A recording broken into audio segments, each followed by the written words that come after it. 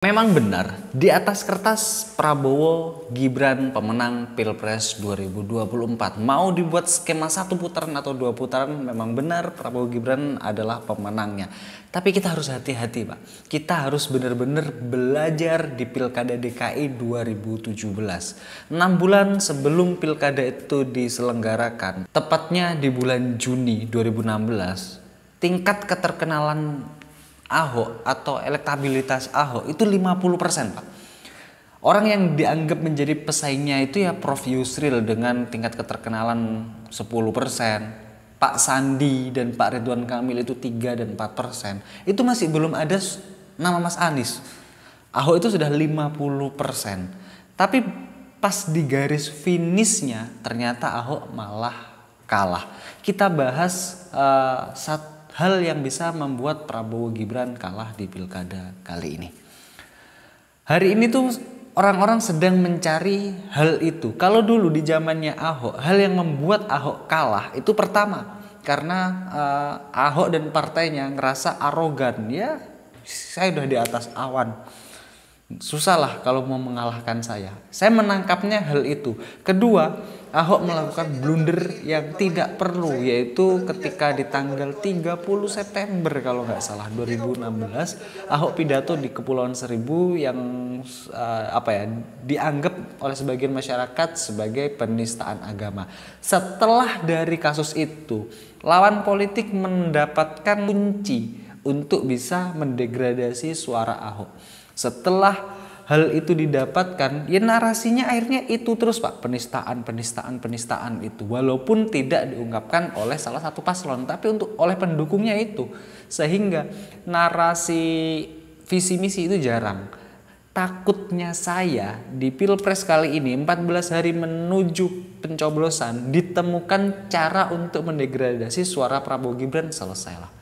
Kira-kira apa yang akan ditemukan? Nggak tahu kita, Pak. Tapi sebelum kita ngebahas hal apa itu yang bisa membuat suara Prabowo Gibran hangus, kita belajar dulu lah di kasusnya Ahok. Kasusnya Ahok yang pertama di Jumawa menurut saya. Bahkan dulu ada indikasi Ahok mau mencalonkan diri tidak lewat partai. Misalkan dulu tidak dibantu PDI, mungkin malah jatuh lagi suaranya. Pokoknya dulu Ahok kayak ngerasa dia di atas awan, ya siapapun partai yang mau sama saya silahkan datang. Bukannya Ahok melamar, malah dia kayak seolah-olah minta dilamar.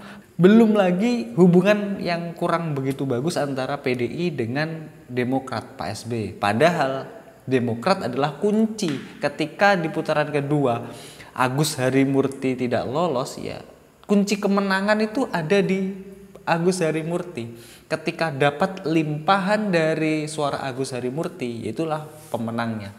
Misal Ahok itu nggak jumawa, nggak melakukan blunder, kayaknya cukup di 1 putaran.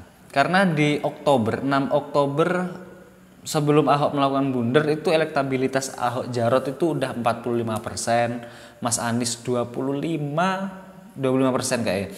Terus sama Mas Agus itu sekitar 15%-an. Kemudian 24 Oktober, berapa hari itu cumaan? 15 harian. Itu suara Ahok turun 13%. Ini hasil survei ini dilaksanakan setelah Ahok melakukan blunder. Yang 6 Oktober tadi kan blundernya di 30 September. Nah, surveinya sebelum itu, Pak. Setelah Ahok melakukan blunder, dalam waktu 15 hari, suara Ahok turun 13%. Takut saya ada blunder yang akan dilakukan oleh Pak Prabowo dan Mas Gibran. Kalau blunder itu sampai dapat, ya wassalam. Bener prediksi Saifullah, pemenangnya ya runner up-nya. Kemudian ditambah hubungan Demokrat dengan PDI kan nggak bagus. Akhirnya limpahan suara dari Mas Agus itu masuk ke Mas Anies. Sekarang kita cari kira-kira blunder apa yang bisa mengakibatkan suara Pak Prabowo turun. Sebelum kita ngebahas Pak Prabowo, kita ngebahas blundernya Mas Ganjar dulu, kayak menarik deh. Dulu ya sebelum pendaftaran Pilpres, elektabilitas Mas Ganjar itu urutan pertama terus loh, Pak. Pendaftaran Pilpres itu Oktober ya. Di bulan Agustus itu elektabilitas Mas Ganjar itu 35%. Kemudian September 36%. Oktober itu 35%. Sebelumnya Pak Prabowo itu terus di bawah. Bahkan di bulan November elektabilitas Pak Prabowo itu di urutan nomor 3. Namun setelah Pak Jokowi memberikan indikasi dukungannya mengarah ke Pak Prabowo, itu kan PDI dan timnya Mas Ganjar banyak sekali yang menyerang Pak Jokowi. Dan teman-teman harus ingat, approval rating Pak Jokowi itu tinggi. Ketika strategi yang digunakan adalah menyerang Pak Jokowi, maka elektabilitas Mas Ganjar itu terus turun loh Pak. Di Oktober elektabilitas Mas Ganjar itu 35%, Pak Prabowo 37%, dan Mas Anies masih di angka 23%. Jauh sekali Mas Anies. Namun saat Mas Ganjar itu terus menyudutkan Pak Jokowi, di Desember elektabilitas Mas Ganjar 22%, Mas Anies 24%, dan Pak Prabowo 44%. Ini berdasarkan indikator politik. Dan saat ini elektabilitasnya Mas Ganjar sudah di 21, Mas Anies 24, dan Pak Prabowo 48. Blunder yang dilakukan menurut saya menyudutkan Pak Jokowi. Dan blunder-blunder setelah itu ada lagi lah blunder-blunder kecil seperti statementnya Prof Mahfud, seperti statementnya Pak Guntur Soekarno Putra yang mengatakan kalau Pak Ganjar jadi ya terserah lah Pak Jokowi mau diapakan. Blundernya Om Butet yang menggunakan kata-kata yang kurang etis ya. Sebetulnya masyarakat Indonesia itu ingin pemilu yang adem ayem aja.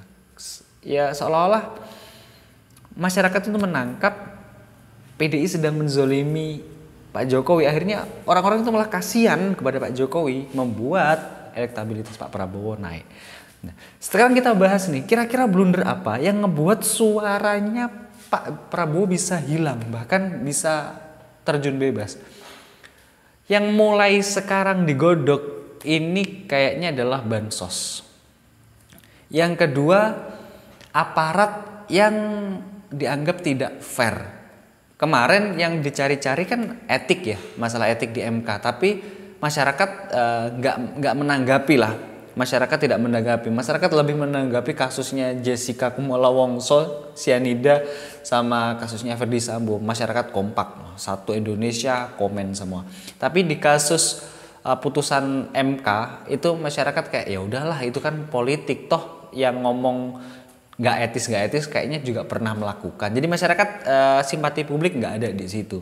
Sekarang yang sedang dicari simpati publik yaitu sedang dicari hal apa yang bisa menurunkan elektabilitas Pak Prabowo. Yang pertama adalah bansos kayaknya.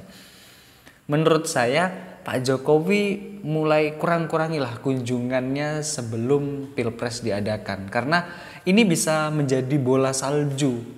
Belum lagi banyak sivitas dari Universitas UI, UGM, Universitas apa lagi itu kayak banyak yang sedang mengkomplain hal itu karena memberikan bansos dianggap orang lebih cinta kepada Pak Jokowi sehingga preferensi pemilih ke Pak Prabowo. Yang kedua, masalah aparat yang ikut campur.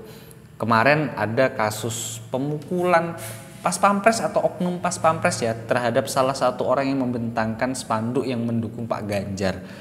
Kalau kasus-kasus seperti ini terus dibiarkan oleh paslon 02 dan khususnya Pak Jokowi, bukan tidak mungkin ini adalah kunci yang bisa menghancurkan elektabilitas Pak Prabowo. Memang suara saya nggak akan didengar sih oleh Presiden, tapi saya hanya ingin mengingatkan kepada Presiden dan kepada Pak Prabowo. 100% saya mendukung Anda, 100% saya mendukung Pak Jokowi untuk mengikhtiarkan keberlanjutannya. Tetapi sudahlah, kurangi blundernya. Kalau bisa nggak usah ngebuat blunder. Jangan memukul orang yang berlawanan. Lebih baik dirangkul. Saat ini yang perlu Bapak lakukan kurangi belusukannya, terus ajak diskusi para sivitas universitas itu, jangan marah. Ibaratnya Pak Prabowo diem saja, 1 putaran atau 2 putaran pasti Pak Prabowo pemenangnya. Sekarang yang banyak diemnya itu Mas Anies. Mas Anies sedang menikmati pertikaian antara 02 dan 03. Sebetulnya 02 tidak pernah nyerang sih. Yang menyerang habis-habisan ya 03. Statementnya di media. Dan Mas Anies kayaknya irit bicara, irit mengungkapkan statementnya karena dalam hatinya target dia lolos di putaran kedua saja kayaknya. Karena di putaran kedua akan merubah strategi lagi. Dan sekali lagi kalau suara ini didengarkan oleh timnya Pak Prabowo, please kurangi blunder, belajar dari Pilgub DKI Jakarta. Tapi teman-teman jangan lupa ya, kingmakernya Pilgub DKI Jakarta ya Pak Prabowo sendiri. Pasti Pak Prabowo lebih tahu akan hal ini. See you and good luck.